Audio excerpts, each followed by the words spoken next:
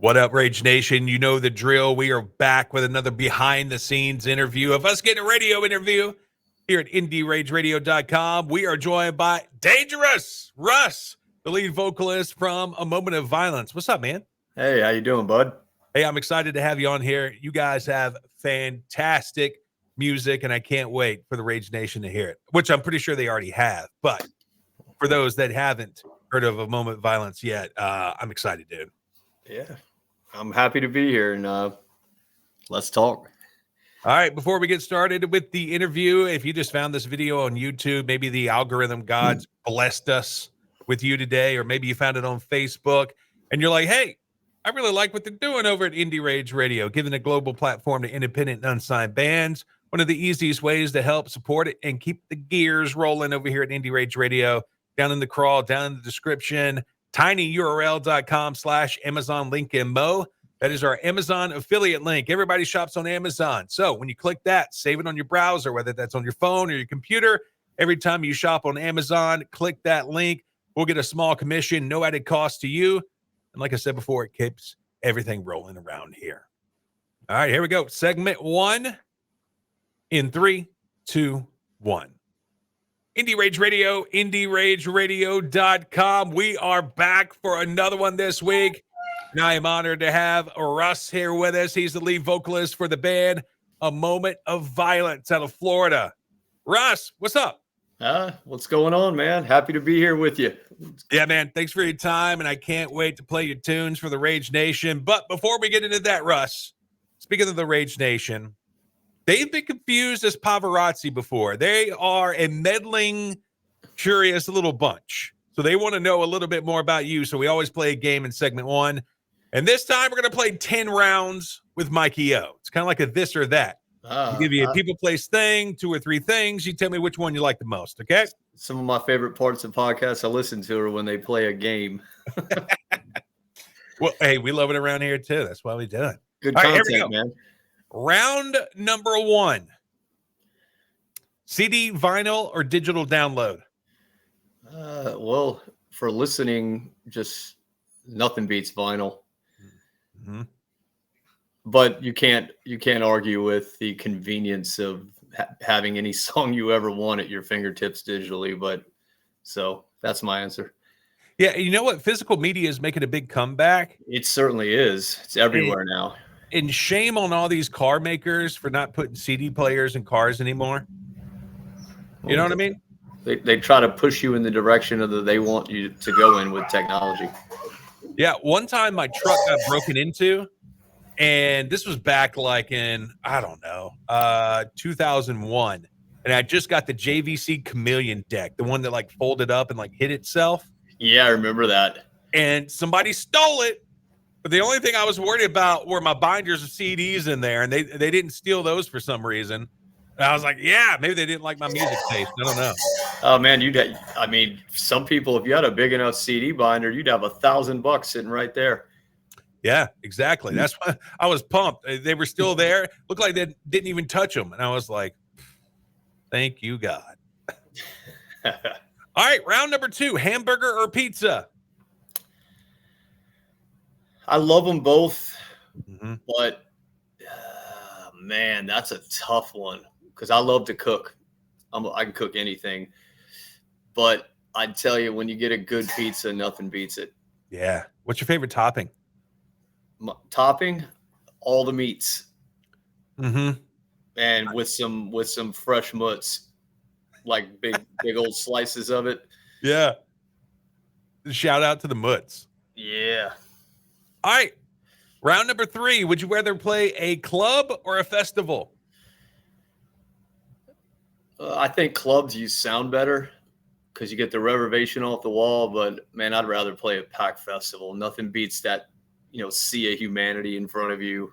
I mean, festival all day, and you get to make good connections with other artists and guys you may have never met before. You cross paths and link up and build relationships. Yeah, I was showing the Sun, one of the bands I interviewed a few months ago, and they were playing Walkin'. And I was like, son, this is a perfect example of how festivals are another beast in Europe. It was people as far as the eyes could see. Oh man, it was crazy. Europe and South America, their fans are insane. Yeah. All right, round number 4: Xbox, PlayStation, or Nintendo. I'm a PlayStation guy, but I own them both. I probably have every gaming console in my house. Yeah, my son. I'm an Xbox guy. I play plenty of it.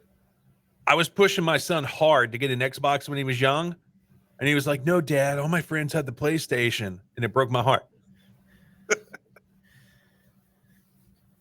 All right, round number 5: chocolate or vanilla. I guess it depends. Chocolate for candy, but I'd rather have vanilla for ice cream. You should have added strawberry in there. Strawberries, that's where it's at.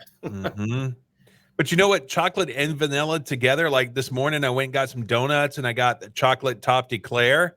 So good.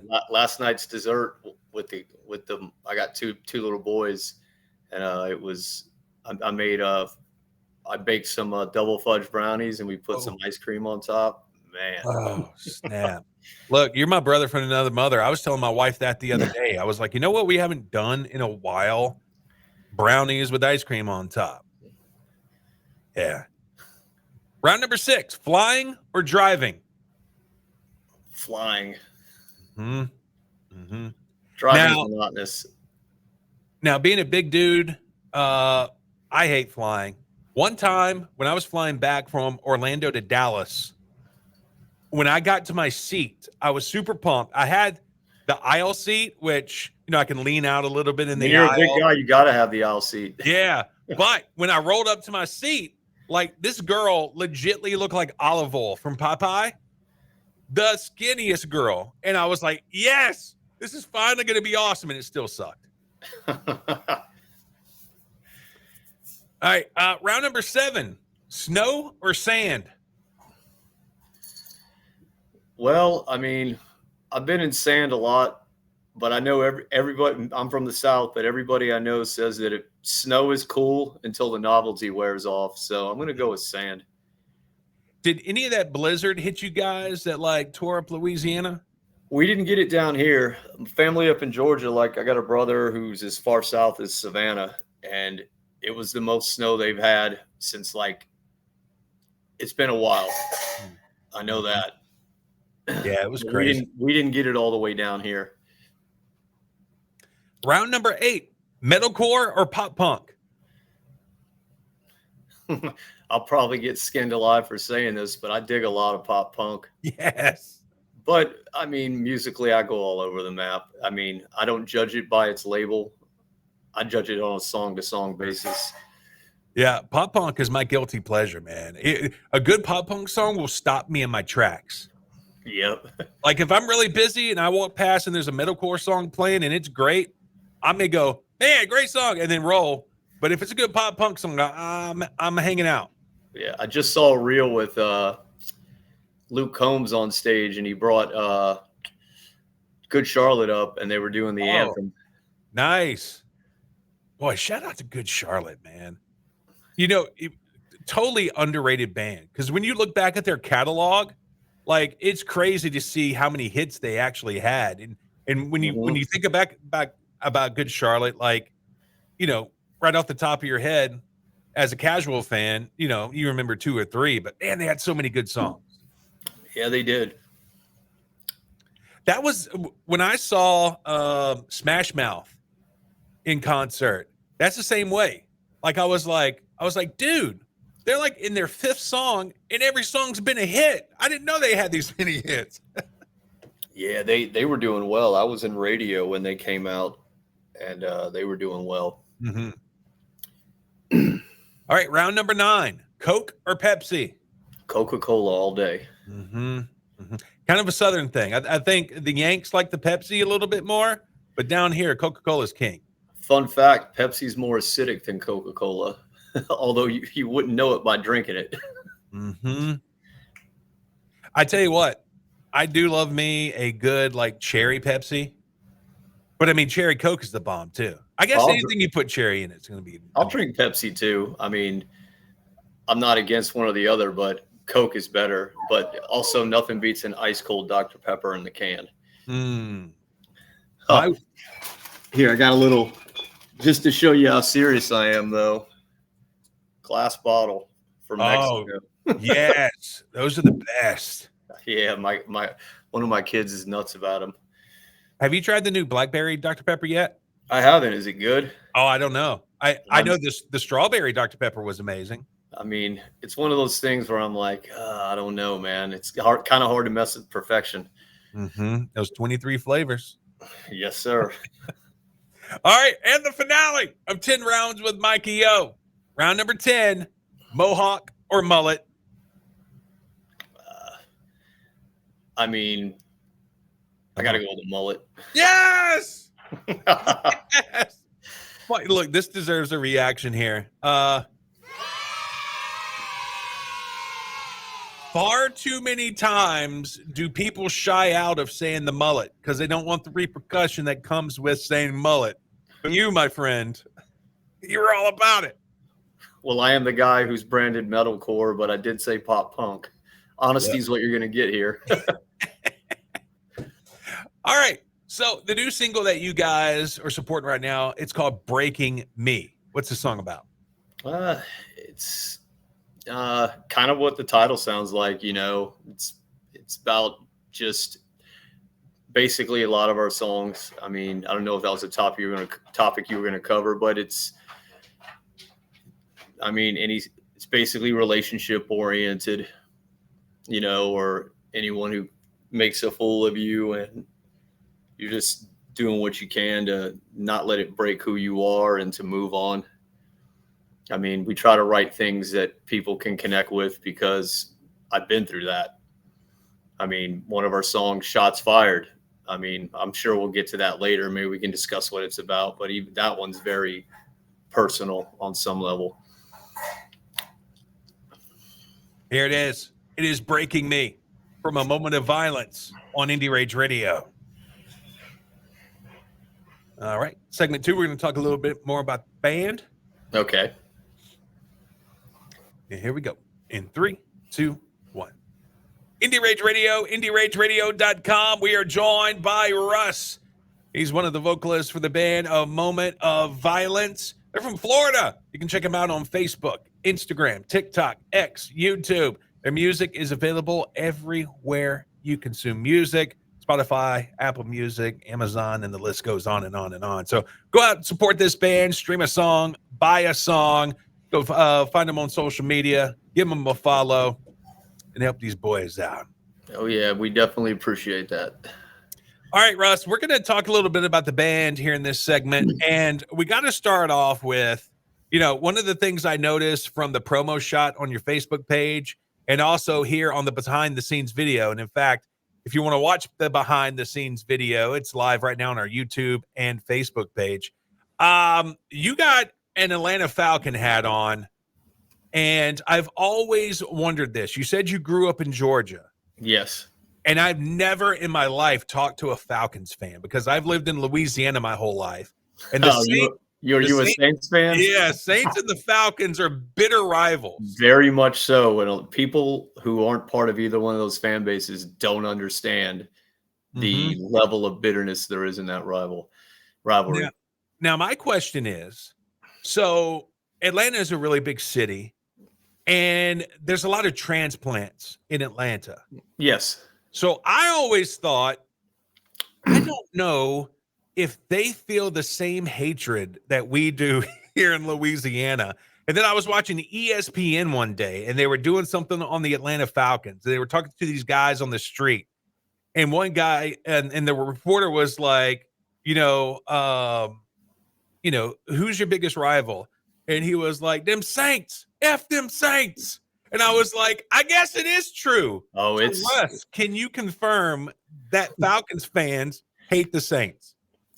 Yeah. I mean, I always had a lot of respect for Drew Brees just because, I tip the cap where it needs to be tipped, but if the Dolphins don't fail Drew Brees on his physical and he stays down in Miami, when he was being signed there, and they kept Nick Saban. I mean, a lot of history would have been changed. I'm like a sports maniac. I mean, I could tell you all sorts of stats, but Breeze was the key piece that changed the fate of that franchise. Otherwise, they wouldn't have that one little dusty Super Bowl to brag about.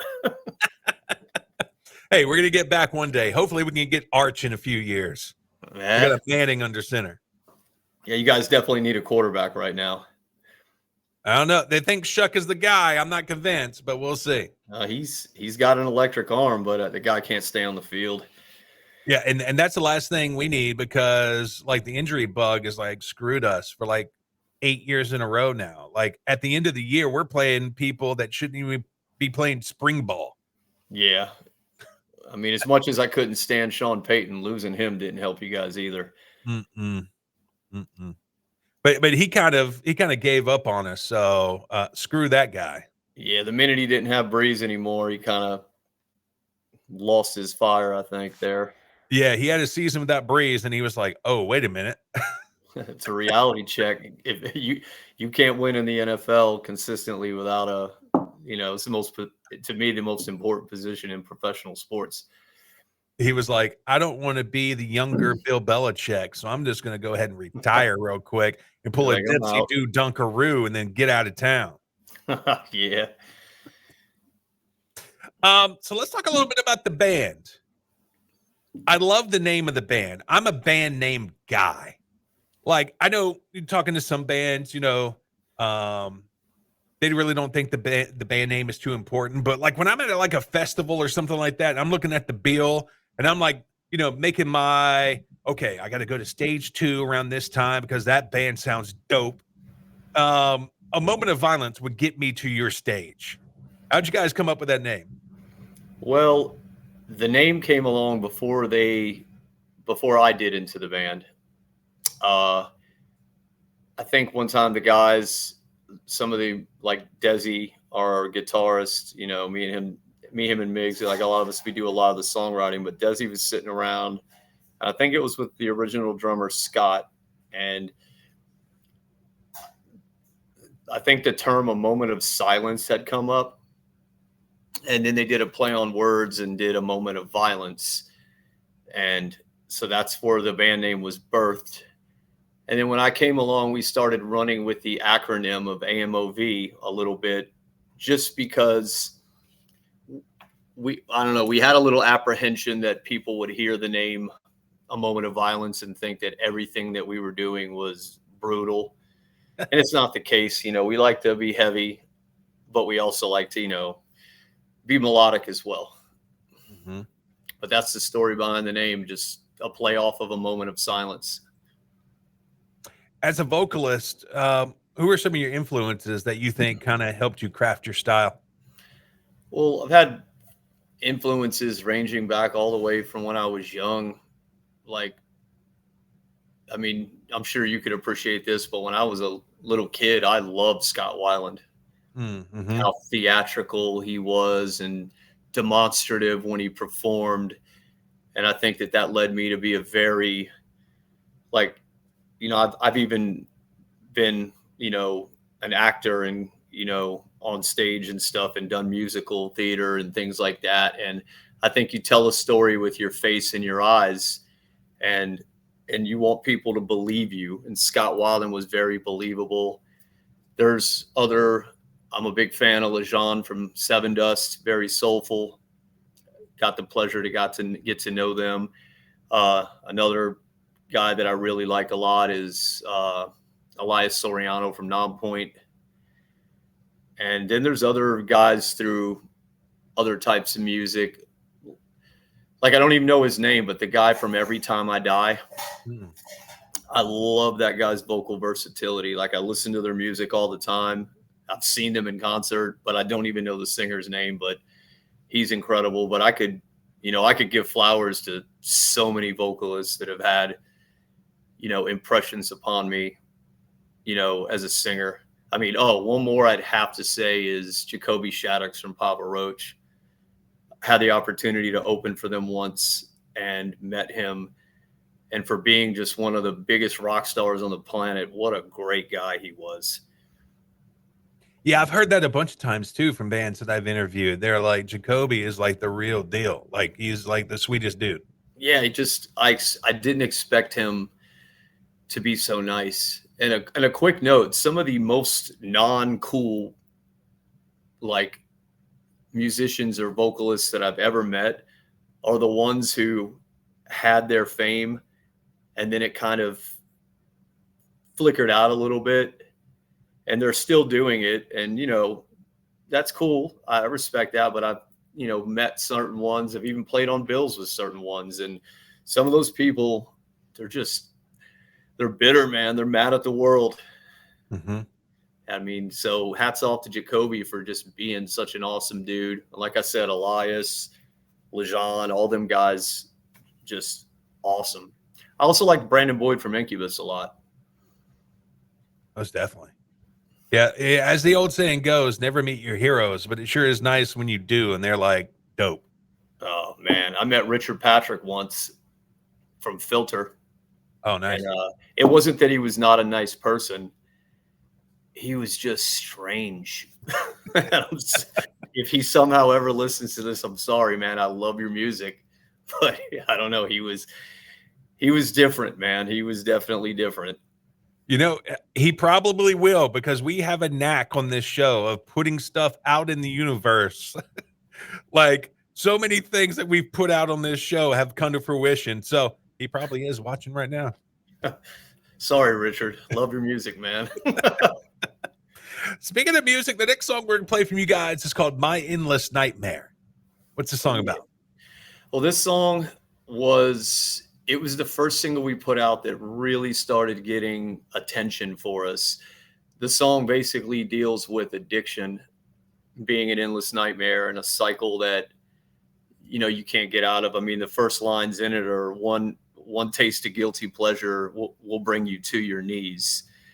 And it's the endless nightmare is the fact that you're repeating the cycle and you can't get out of it. I mean, I guess I could ramble on about it, but addiction, it's what it's about.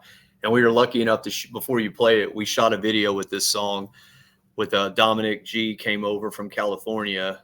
He's a director, producer, and Pepper from Wake Up Music Rocks had him come over. And man, that dude was like the Energizer Bunny on coffee and Red Bull, and naturally just high on life. The greatest guy, never let his energy down. He was a pleasure to shoot with. And I'll cap that by saying he won a Best Director award for the video on that. And you can find it on YouTube. Yeah, make sure you go watch this video tonight. Here it is. It is My Endless Nightmare from A Moment of Violence on Indie Rage Radio. All right, very good. Segment 3 kicks off hour number 2. And we usually fly into the band's hometown and take a little tour of it. So I know you said you guys are kind of spread out a little bit. So what town do we want to fly into? I mean, we could kind of package South Florida into it, and I could try to compress it for you. South Florida. All right, here we go. Segment 3 in 3, 2, 1.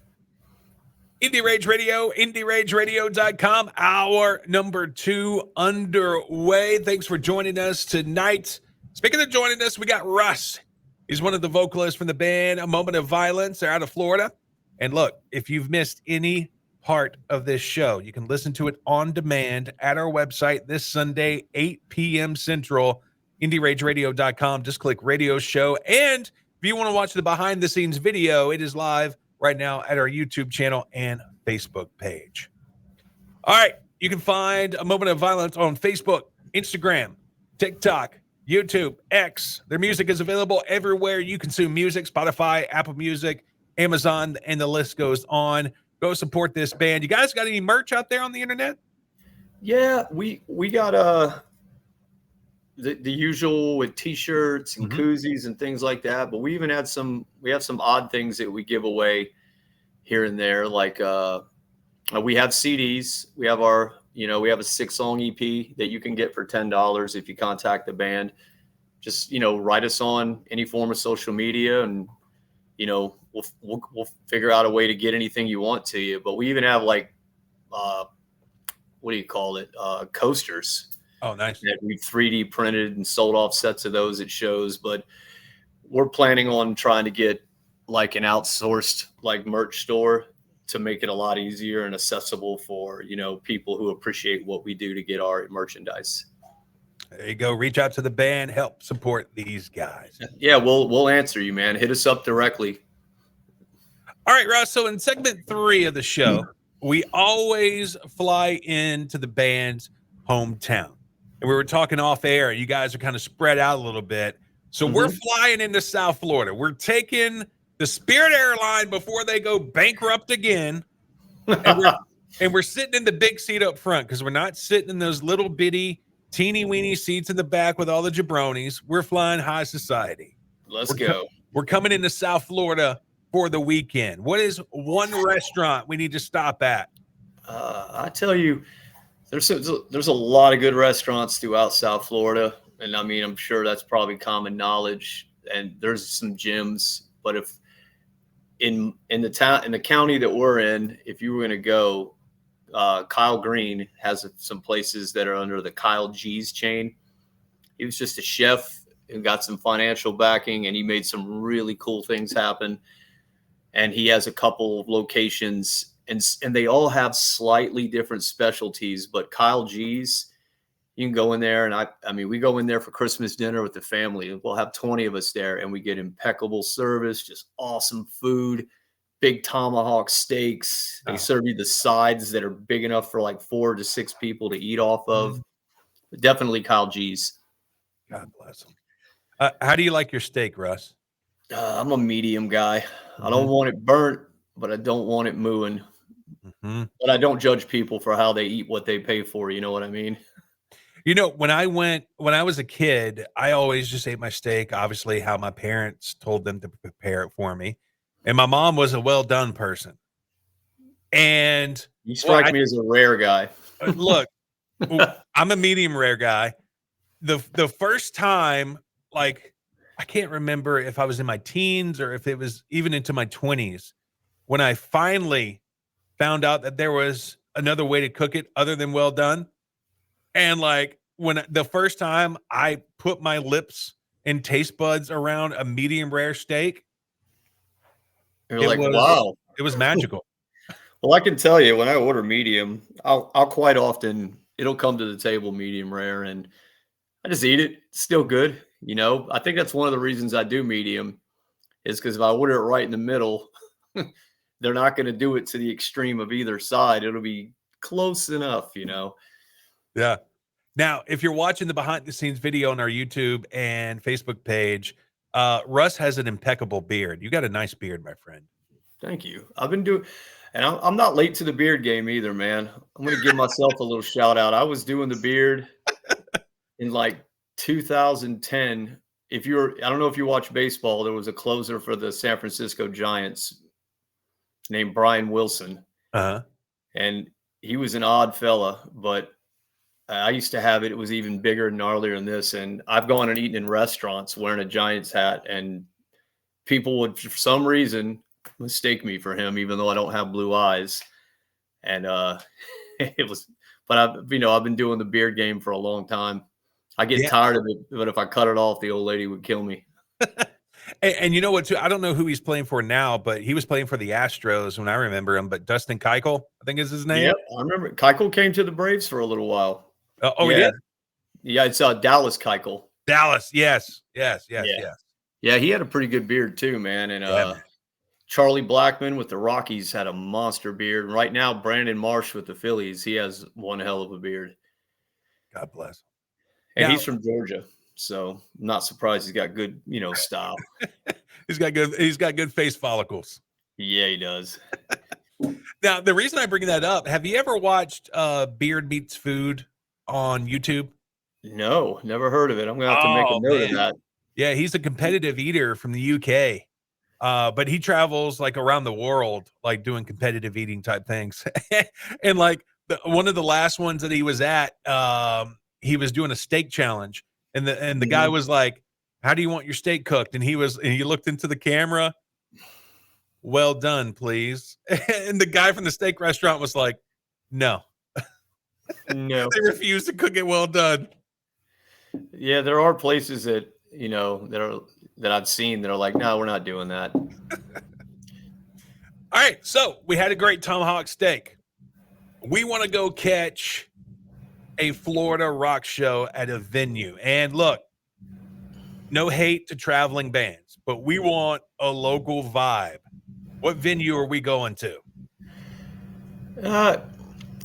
If you're looking for, like I said, I'll tell you, for like covers and tributes, you got like the OCC Roadhouse on the west coast of Florida is great. Captain Hiram's on the east coast is great. If you're looking for, original acts, I mean, there's little hidden jewels like Propaganda down in Palm Beach County, and there's places like in Vero Beach called the Stamp that, it's just old school, grimy punk, hardcore, like places you'd walk in and you'd be like, ugh, when you look at it. But I mean, they're just so supportive of, live music. I think a lot of our original live music venues, though, are really flaming out. And it's sad. In my time here, there used to be a lot more like places for people writing their own music to be heard. But now a lot of the venues are kind of like a hybrid. They do a little bit of each. Mm-hmm. Now, look, I don't want to put you in a certain position, so you can say no comment if you would like. But can we attribute that to Live Nation and Ticketmaster? You probably could. That, and just the venues that are in South Florida have all gone to where it's like with everything in America nowadays. I mean, we're all profit crazy. We need to have the lowest possible cost with the highest possible profit margin. And I think just so many places are afraid to hire original music. And not to mention, just such a large percentage of original bands are rather heavy down here. And unfairly, you get labeled, and they're just afraid to give it a chance. But I mean, one that I forgot to say, there's a venue in Fort Pierce here called the Tipsy Tiki, and they do a lot of cover and tributes, but they also do like the punk rock flea market, and they'll do showcases for original bands that are on tour. Shout out to James Cripps up in Satellite Beach. He was doing a lot of original shows with a venue called Winfields, and he retired, but I'm hoping he'll come back to booking bands again. All right. So look, we got us a great steak. We caught us a rockin' show. We want to nightcap it. What's a great bar we need to check out? Oh man, I'm a dive bar guy. I worked in the biggest nightclub concert venue this town ever had. It's not here anymore.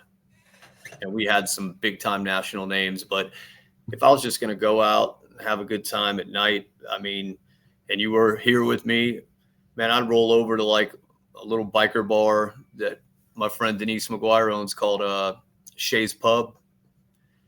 You might catch a band in there one night, another night they might have some karaoke going. You can get up on the microphone. Bryce will let you sing whatever you want. And I don't go hit the bars the way I used to unless I'm performing, if it's work related. But I spent 20 years in the industry.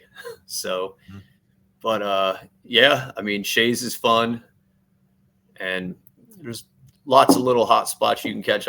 Filthy's up in Vero Beach is a good time too. So one of those two, I'd say, would be a good time. Or if you really wanted to get grimy, we'd hit the Jetty Lounge out on the island in Fort Pierce and get a rum runner, topped with 151. All right. Well, thanks for taking us around your town. Appreciate it. All right. So the next song we're going to play from you guys is called Bullet. What's this song about? All right.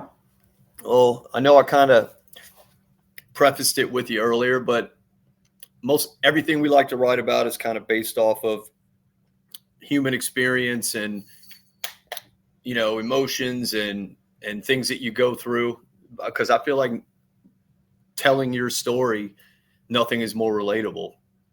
And bullet is basically a metaphor, like a single word metaphor for like anything that comes at you in life that you refuse to let stop you. Kicking the cats, they're being bad. But yeah, so it's just, I mean, if this is going on, you know, no bullet can stop me.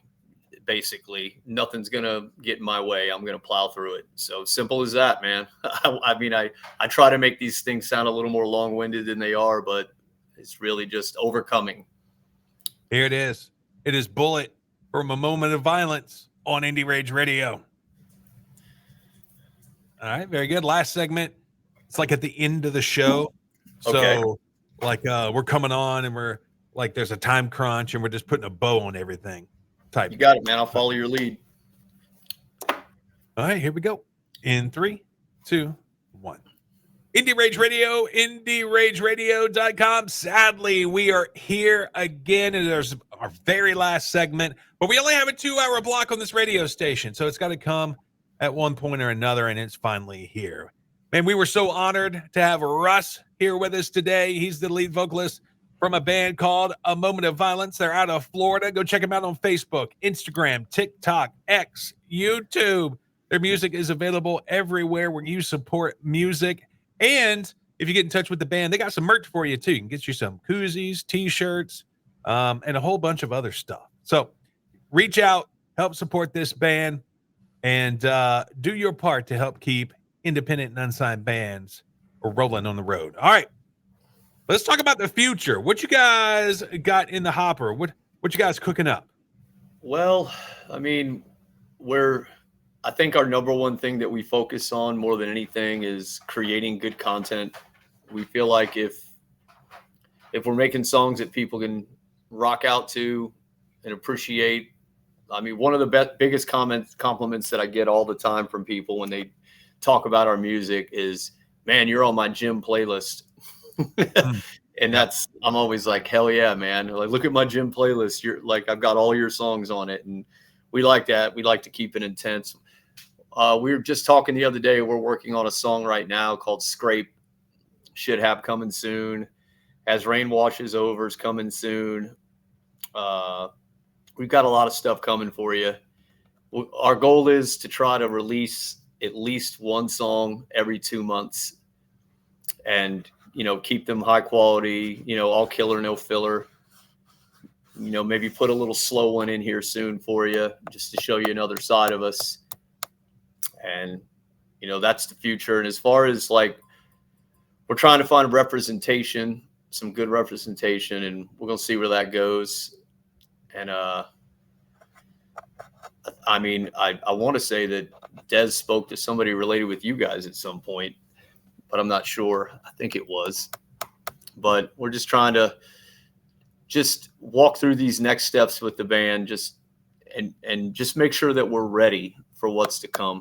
And we're going to go ahead and tour up to on Memorial Day weekend. We're going to go up and do a show in Tallahassee and Columbus, Georgia, back-to-back days. One of them's a festival, the one in Columbus, and our buddies in Citizen Kane invited us along with them. And we met them opening for Trapped up in Satellite Beach and kind of established a little relationship with them.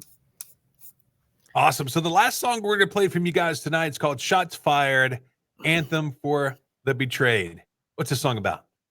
Well, this song is basically, I mean, if you listen to the lyrics, it's coming from the person who is in a relationship, and, you know, it's for anybody who's ever been gaslit or, you know, manipulated by a narcissist, you know, somebody who would tell you lies and make you feel like it's your fault, you know, and everything that their life is built on is, you know, they're defined by the lies that they tell every day. And, you know, that's basically the gist of it. All right. He is Russ. I am Mikey O. We're going to go ahead and end this thing here. Shots Fired, Anthem for the Betrayed from A Moment of Violence. We'll say ya when we say ya. Thank you, Mike. All right. Very good, man. Russ, thank you for your time, man. Hey, Appreciate of course. I had a good time with it, man. Thank you. Des hit me up, and usually we split up some of the interviews, and he told me that it was going to be with you guys, and I'm like, hell yeah, I'll definitely do that one. Awesome. Because I've seen you guys tagging us on Facebook, because we were, a couple of us run we split up the social media duties, and I do a lot of the Facebook stuff. And I've seen the tags, and we're grateful for it. That's for sure. Yeah, man. No, look, it goes both ways. We're grateful for you putting out great music. Yeah. Obviously, we wouldn't be here if it wasn't for bands like you guys. Hell yeah, man. Beard Brothers, man. Me and you. Yeah, right on. Too bad you're a Saints fan. And you know what? I forgot to say it, but I was gonna say in the last segment, I was like, he's an Atlanta Falcons fan, but we don't hold that against him. Yeah, you should. I was waiting for the 28-3 joke. Oh man, see many missed opportunities. Did you know that when the Patriots designed their rings for that Super Bowl, Bob Kraft had the jeweler put 283 stones in the ring as a 28-3 troll? Golly. Like Bob Kraft. Yeah. But look, it wasn't that bad, but I remember when the Saints were playing him, we were winning, and I think there was like a minute 27 left. And instead of just holding on to the ball, like, we scored really quick. Mm-hmm. And I was like, what are we doing? This is Tom Brady. A minute 27, that's an eternity. And of course, he torched us, and they won. Yeah, I got a million I mean, we were up 8 with under 4 minutes left on their 22-yard line, 2nd and 1, with one of the best field goal kickers in the league, with Younghoe Koo, and we called a passing play, and there was a hold, and then we called another passing play, and it got intercepted. And I blame it on Kyle Shanahan. Mm-hmm. We called 5 running plays after going up 25 points for the rest of the game. 5 running plays, and Devontae Freeman was giving them hell in the first half. So I mean, I feel like that loss was squarely on the shoulders of the play calling and the coaching staff. Yeah, but on the same token, you guys, had a phenomenal quarterback as well. So I mean, you put it in the big Matt Ryan fan, big time. Mm-hmm. I mean, that guy deserved a Super Bowl. Yeah, it was one for the ages, that's for sure. Yeah, I mean, we the way they did him, that led to him leaving town by flirting with trying to get that pervert Deshaun Watson in, was pretty terrible.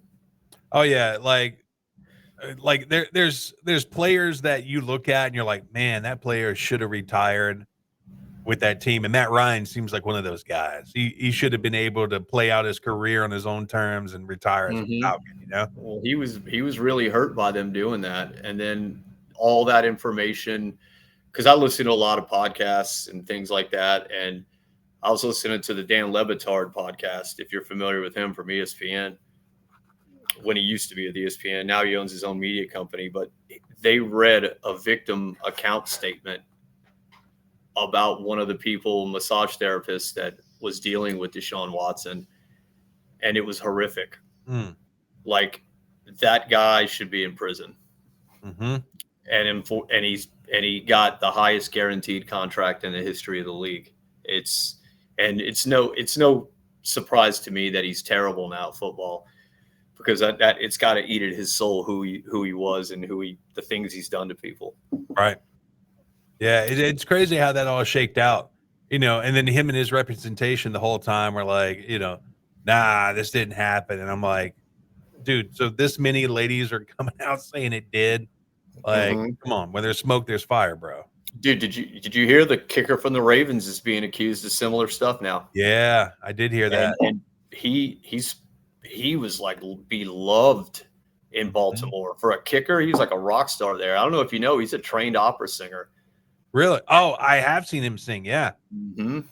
Yeah. Look, kids at home, this is a great example. My dad used to tell me all the time, you don't have to make the mistakes in your life. Learn from other people's mistakes. Justin Tucker didn't take that to heart.